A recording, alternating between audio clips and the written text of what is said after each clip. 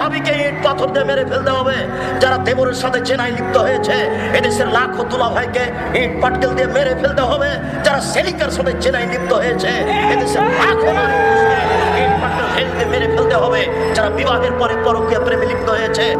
শুনুন, জেনা সবচেয়ে নোংরা পাপ, জেনা সবচেয়ে নোংরা পাপ, জেনা সমাজে সবচেয়ে নোংরা পাপ। জেনা করলে লোকটা জাহান্নামে যাবে, এই কথা নবী বলেননি? আল্লাহ নবী বলেন, আল বিক্র বিল বিক্রে জিলদু মিআত তাগরিব সানা। অবিবাহিত ছেলে মেয়ে যদি জেনা করে তাহলে তাকে 100 লাঠি পিটিয়ে 1 বছরের জন্য এলাকা থেকে তাড়িয়ে দিতে হবে। তিনি বলেন, অবিবাহিত ছেলে মেয়ে যদি জেনা করে তাহলে তাকে 100 লাঠি পিটিয়ে এলাকা থেকে 1 বছরের জন্য তাড়িয়ে দিতে হবে। তিনি বলেন, আর সাইবু বিসাইবুর রাজুল, বিবাহিত নারী পুরুষ যদি জেনা করে তাহলে তাকে ইট দিয়ে ঢেল দিয়ে পাথর দিয়ে মেরে মেরে মেরে ফেলতে হবে। বিবাহিত নারী পুরুষ যদি জেনা করে তাহলে তাকে ইট দিয়ে ঢেল দিয়ে পাথর দিয়ে মেরে মেরে মেরে ফেলতে হবে। তার বাঁচার কোনো পথই নেই। 3 শ্রেণীর মানুষকে হত্যা করতে হয়। সরকারের পক্ষ থেকে 3 শ্রেণীর মানুষকে হত্যা করতে হবে। 2 শ্রেণীর মানুষের বাঁচার পথ আছে, 1 শ্রেণীর মানুষের বাঁচার পথ নেই। 3 শ্রেণীর মানুষকে হত্যা করতে হয়। 2 শ্রেণীর মানুষের বাঁচার পথ আছে, 1 শ্রেণীর মানুষের বাঁচার পথ নাই। এটা কোরআন মাজিদ। আমি বলছি আমি কোরআন মাজিদ মানি না।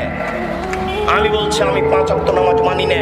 আমি বলছি মোহাম্মদকে আমি মানি না। তাহলে 7 দিন সময়, 7 দিন পরে আমাকে হত্যা করা হবে, 7 দিন পরে আমার ফাঁসি হবে। তবে 7 দিন যাবৎ সরকারের পক্ষ থেকে আমাকে বলা হবে, আব্দুর রাজ্জাক সাহেব কথা ভুল হয়েছে, প্রত্যাহার করুন। আব্দুর রাজ্জাক সাহেব কথা ভুল হয়েছে, প্রত্যাহার করুন। 7 দিন যাবৎ আমাকে বলা হবে, 7 দিনের দিন আমার ফাঁসি হবে। তাহলে আমার বাঁচার পথ আছে। আমি যদি বলি ভুল হয়েছে তাহলে আমার আর ফাঁসি হবে না। কথা বুঝতে পারেননি?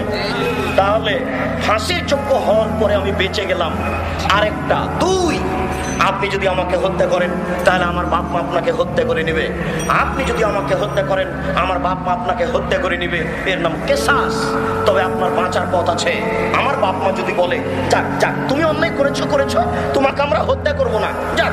আমার বাপ মা যদি বলে, যাক তুমি অন্যায় করেছো করেছো, তোমাকে আমি হত্যা করব না, তাহলে আপনি বেঁচে গেলেন। কথা বুঝতে পারেননি? কিন্তু বিবাহ করার পরে যদি কেউ জেনা করে তার বাঁচার কোনো পথ নেই দুনিয়াতে। বিবাহ করার পরে যদি কেউ জেনা করে তার বাঁচার কোনো পথ নেই।